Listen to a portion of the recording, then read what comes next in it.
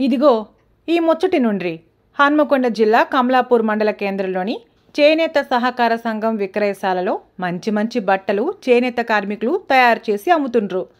Quality దుస్తులకు care of address అయిన Kamalapur handloom సెంటర్లో 20% రిపీట్పై చేనేత కార్మికులు మగ్గాలపై నేసిన బట్టలను కొంతకాలంగా అమ్ముతున్నారు. ఈ షాప్లో చెద్దర్లు, లుంగీలు, టవల్స్, నావారు, దస్తీలు, జంపకానాలు, కాటన్ షర్ట్ క్లాత్ అమ్ముతూ చేనేత రంగానికి వన్నె తీసుకొస్తున్నారు. ఈ చేనేత వస్త్రాలంటే ఒక్క హనుమకొండ జిల్లానే కాదు, ఇతర జిల్లాల నుండి కాయస్పడి వచ్చి కొనుగోలు చేసుకుని వెళ్తుంటారు. ఈ కమలాపూర్ చేనేత కార్మికుల చేనేత వస్త్రాలంటే నాణ్యతకు నమ్మకానికి పేరన్నమాట. అందుకే ఎంత ఖరీదైనా పర్వాలేదు, ఈ బట్టలనే కొందామని వచ్చేవాళ్ళు మస్తు మంది.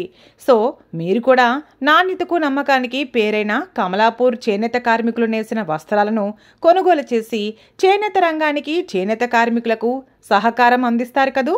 ఇంతకీ అడ్రస్ ఎక్కడంటే కమలాపూర్ మండల కేంద్రంలోని యూనియన్ బ్యాంకుకు వెళ్లే దారిలో కుడివైపు చూస్తే ఈ చేనేత బట్టలు అమ్మే షాపు కనిపిస్తుంది.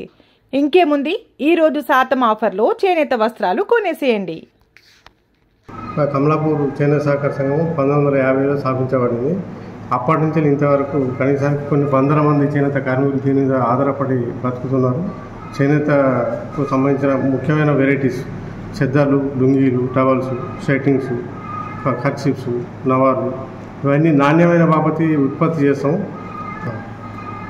కమలాపూర్ చేనేత సహకార సంఘంలో మనం రామప్ప కానీ, హిమ్రు కానీ పట్టు చీరలు ఉత్పత్తి చేసాం, జీన్స్ కూడా ఉత్పత్తి చేసాం. కమలాపూర్ సొసైటీ అనేది వెనకటి నుంచి కూడా చాలా సంవత్సరాల క్రితం నుంచి కూడా ఒక బ్రాండెడ్. మా సంఘంలో ఉత్పత్తి చేసిన వస్త్రాలు వేరే జిల్లాల నుంచి కానీ, వేరే రాష్ట్రాల నుంచి కానీ, టెస్కో వాళ్ళు కానీ, మిగతా సంఘాలు కానీ చాలామంది ఖరీదు చేసుకొని తీసుకుపోతారు.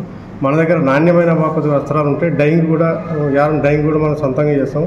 యార్ను కూడా విత్ మిల్లుల దగ్గర నుంచి డైరెక్ట్గా మనం కొనుగోలు చేస్తాం.